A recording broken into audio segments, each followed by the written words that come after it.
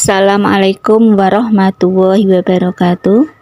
Salam sejahtera bagi kita semua. Salam. Om Swastiastu, Namo Buddhaya, salam kebajikan. Oke, pada kesempatan ini saya akan membahas tentang salah satu anak berkebutuhan khusus jenis tunanetra. Untuk pembahasan tunanetra terbagi menjadi 4 bagian, dan ini merupakan bagian pertama yang akan saya bahas tentang pengertian dan klasifikasi anak dengan hambatan penglihatan, atau biasa disebut dengan tunanetra. Pengertian tunanetra. Pada umumnya orang mengira bahwa tunanetra identik dengan buta. Padahal tidaklah demikian, karena tunanetra dapat diklasifikasikan ke dalam beberapa kategori. Yang pertama, dari sudut pandang medis, orang dikatakan tunanetra apabila memiliki visus 20 trip 200 atau memiliki lantang pandangan kurang dari 20 derajat. Jika dilihat dari sudut pandang pendidikan, anak dikatakan tunanetra bila media yang digunakan untuk mengikuti kegiatan pembelajaran adalah indera praba. Hal ini untuk tunanetra total. Atau anak yang bisa membaca dengan cara dilihat dan menulis tetapi dengan ukuran yang lebih besar. Dalam bidang pendidikan luar biasa, anak yang mengalami gangguan penglihatan disebut anak tunanetra. Yang buta mencakup juga mereka yang mampu melihat tetapi sangat terbatas dan kurang dapat memanfaatkan untuk kepentingan hidup sehari-hari, terutama untuk belajar. Menurut Kamus Besar Bahasa Indonesia, tunanetra adalah orang yang tidak dapat melihat.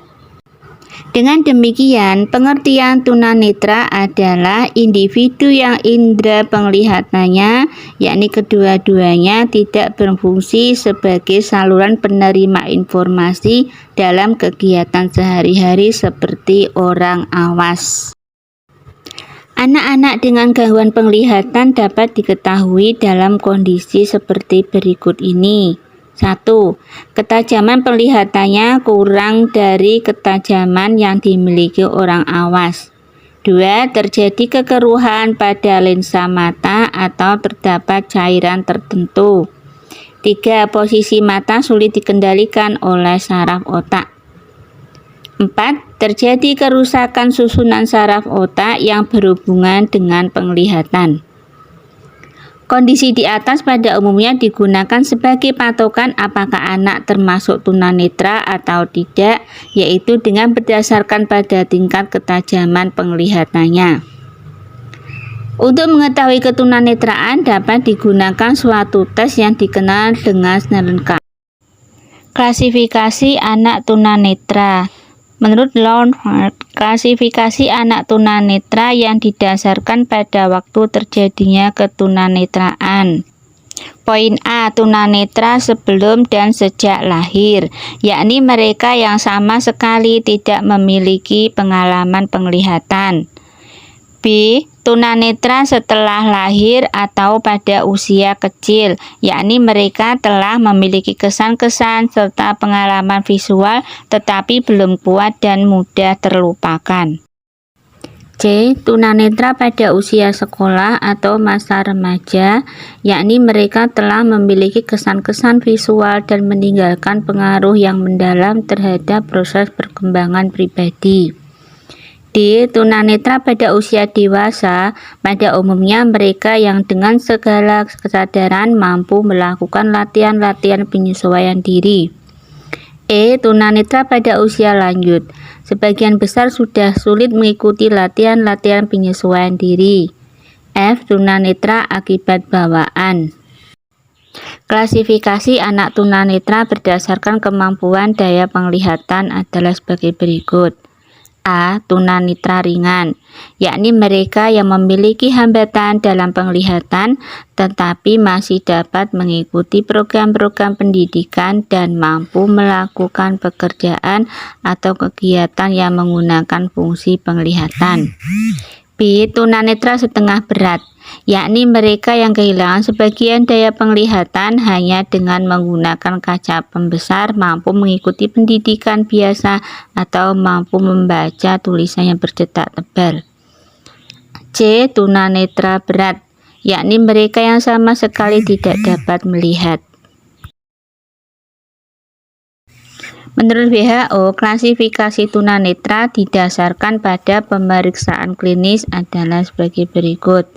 A. Tunanetra yang memiliki ketajaman penglihatan kurang dari 20/200 dan atau memiliki bidang penglihatan kurang dari 20 derajat. B. Tunanetra yang masih memiliki ketajaman penglihatan antara 20/70 sampai dengan 20/200 yang dapat lebih baik melalui perbaikan. Menurut Hathaway, klasifikasi anak tunanetra didasarkan dari segi pendidikan. A. Anak yang memiliki ketajaman penglihatan 20/70 atau kurang setelah memperoleh pelayanan medis. B. Anak yang mempunyai penyimpangan penglihatan dari yang normal dan menurut ahli mata dapat bermanfaat dengan menyediakan atau memberikan fasilitas pendidikan yang khusus. Menurut Howard dan Orlansky, klasifikasi tunanetra didasarkan pada kelainan-kelainan yang terjadi pada mata, yakni kelainan tersebut disebabkan oleh adanya kesalahan pembiasaan pada mata. Hal ini terjadi bila cahaya tidak terfokus sehingga tidak jatuh pada retina, dan peristiwa ini dapat diperbaiki dengan memberikan lensa atau lensa kontak. Kelainan-kelainan itu antara lain sebagai berikut. A. Miopia adalah penglihatan jarak dekat. Bayangan tidak terfokus dan jatuh di belakang retina. Penglihatan akan menjadi jelas kalau objek didekatkan. Untuk membantu proses penglihatan pada penderita miopia, digunakan kacamata koreksi dengan lensa negatif. B. Hiperopia adalah penglihatan jarak jauh, bayangan tidak terfokus dan jatuh di depan retina. Penglihatan akan menjadi jelas jika objek dijauhkan. Untuk membantu proses penglihatan pada penderita hiperopia, digunakan kacamata koreksi dengan lensa positif. C. Astigmatisme, yaitu penglihatan kabur yang disebabkan oleh ketidakberesan pada kornea mata atau pada permukaan lain pada bola mata, sehingga bayangan benda baik jarak dekat maupun jauh tidak terfokus jatuh pada retina.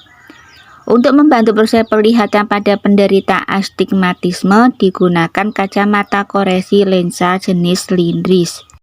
Demikianlah pembahasan tentang pengertian dan klasifikasi anak dengan hambatan penglihatan atau biasa disebut dengan tunanetra. Terima kasih bagi yang sudah meluangkan waktu untuk membuka channel ini dan yang sudah like, subscribe, dan aktifkan tanda lonceng. Semoga channel ini semakin berkembang dan semoga memberi manfaat bagi semua. Amin ya robbal alamin. Sampai jumpa pada pembahasan berikutnya. Tetap semangat dalam situasi dan kondisi apapun. Sampai jumpa.